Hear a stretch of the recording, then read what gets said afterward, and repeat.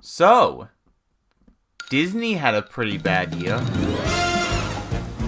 Yeah, I don't really like The Incredibles 2. Now, to be completely honest, I was not really excited or anticipating this film because of Pixar's track record when it comes to their sequels. I didn't like Monsters University, Finding Dory, and of course the Cars sequels. So I was pretty dead on the inside about a sequel to the best Pixar film, even with Brad Bird coming back to direct. So when it came out and the reviews were overly positive, I went to go see it. And it was exactly what I expected. A forgettable, mediocre sequel that was most likely going to win all the awards because it's a Pixar film and they do that a lot. But because of a particular web swinger, hopefully that's not the case this time.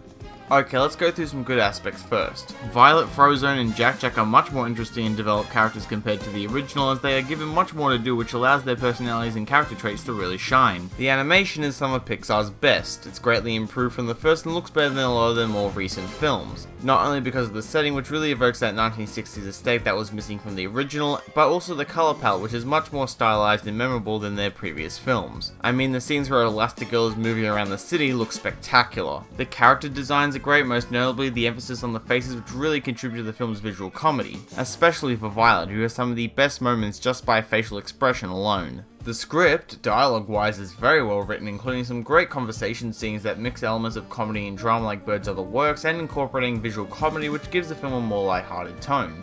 But, of course, I had many problems with this film. The choice of having a twisted villain like Syndrome from the first movie felt not only forced but left less of an impact, as the motives behind their crimes felt underdeveloped, stupid, and didn't make any sense. I wasn't a fan of the entire third act, where the film went completely downhill for me, not only in quality but for an exciting final confrontation. It felt slow, drawn out, and at times boring. There was no sense of tension, and when the main goal is to turn a boat, it sounds just as riveting as you may think. Many of the new supporting characters were not memorable in the slightest. Void was the only memorable newcomer hero-wise, as the rest felt generic as hell, as they hardly affected the story with their presence and didn't add anything of value to my experience. Dash is an unlikable character now, as his development from the first feels non-existent and thrown out the window. The waste of the Underminer subplot that went nowhere that I really don't want to get into. And the amount of emphasis on Jack, though interesting at times, felt forced and could have been drawn back a bit. Even though the soundtrack is great with Michael Giacchino returning to score, I didn't think the music was used as dynamically compared to the first. With the original, the music was not only amazing, but every track fit its corresponding scene. And in doing so, it not only enhanced the style and the emotions evoked, but also managed to become one of the most unique and recognizable scores of the 21st century.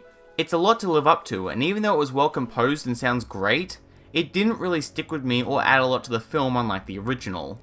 By itself, it's really well done, but its use in the film did not impress me. So to end this off, Incredibles 2 is one of the weakest of Pixar's filmography. I can say it's one of their best sequels, even though it's not saying a lot, and like Ralph Breaks the Internet, it won't hold up as well as the original. I can see what they were trying to go for, and with some elements they did exceed expectations, but for me there were more dislikes than likes, and that really did kill the film in my eyes.